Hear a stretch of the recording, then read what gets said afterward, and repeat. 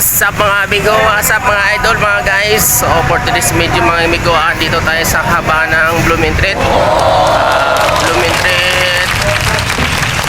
palengke. So update lang natin mga amigo yung yung sitwasyon dito sa kasi medyo parang lumuwag na mula nung Mayor si Yorme Isko Moreno. Tara update natin mga amigo, samahan nyo ako mga amigo. Update natin tong Blooming Treat So dito na part mga amigo, dati may mga mga vendor dito sa gilid. Ito mga tricycle na to, tinataboy nga ito ng mga pulis bawal sila dito. Dito may mga dito, mga vendor. So ngayon malinis na, wala na. Wala na. Kaya yung mga tricycle dito tinataboy ito. Nasa gilid na talaga yung nasa gilid na yung mga vendor. Ayun, may pulis na nag-assist, tinataboy talaga nila yun.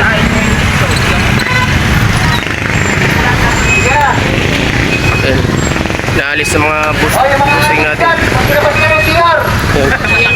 Naalis na. Wala kayong karapatan dyan. Wala silang karapatan dito.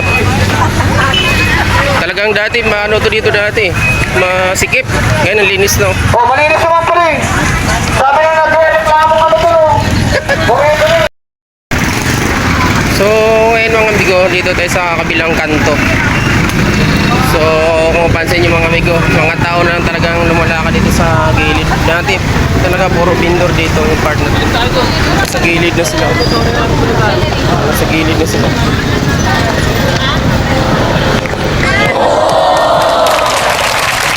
So yan yung mga amigo, maluwag na dito talaga dito sa palengke ng Blooming Treat. Yung mga nagtitinda na sa gilid na. Dati puro vendor dito. Mga tao lang, sa lubungan na. Ngayon sobrang luwag na.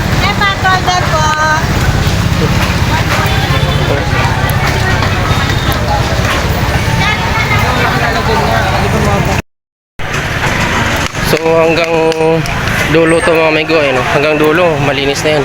Siyempre yung mga basura naipon pa sa gitna. Yan hanggang dulo yun. So yun mga idol, nasa gilid na yung mga vendor. Dito to sa haba ng Blooming Treat. Yan, haba ng Blooming Treat. Yan mga vendor sa gilid yun.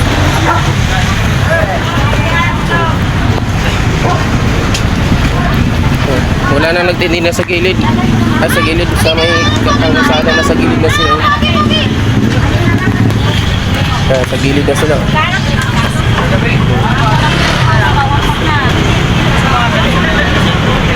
Sa part na to, wala nang nagtitinda. Yan. Sa kahabaan ng gilid ng Blooming Treat, wala nang nagtitinda. Mga na lang, mga nagpaparada ng tricycle, motor yan. Pero mga vendor, wala na. Nalis na nisko. So yan may sa mga pasaway yan, mga parada dito. Pero tinataboy ng mga yan. Yan mga pandihan, rolling.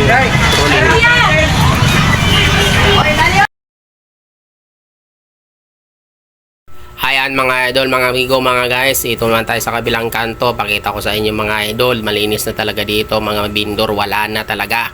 Ito, kikita niyo dito sa kanto ng Oroquita, kantong Oroquita, Blooming Treat. Ayan mga vendor, nandyan na talaga yun sa gilid. Ayan mga idol, mga amigo, ayan malinis na talaga. Pwede na pumasok ang truck dito. Dati grabe, hindi pwede tao dito, lasalubong tao, kapalitan ng mukha dito. Wala nang kapalitan ng mukha dito mga idol. Ayun nasa gitna ang iba, napasaway din yan ng iba. Mamaya huli yan sila dyan mga amigo, maabutan sila ng pulis dyan. Ayan mga idol, ito kabilang kanto na ito. Ito Felix Huerta Street naman ito. Tapos sila pa rin mga idol ito. Monitor talaga dito ng mga pulis dito. So amigo, may manakabis na sila Nakamonitor talaga sila dito sa Blooming Treat. Tinataboy talaga nila yung So di katulad dati yung panahon ni Mayor yung isa. Monitor mga mamang pulis. Malinis na talaga. Pwede ka nang maglakad ng sa gilid, wala nang vendor. Dati dito tayo sa gitna maglakad. Ngayon pwede natin maglakad dito.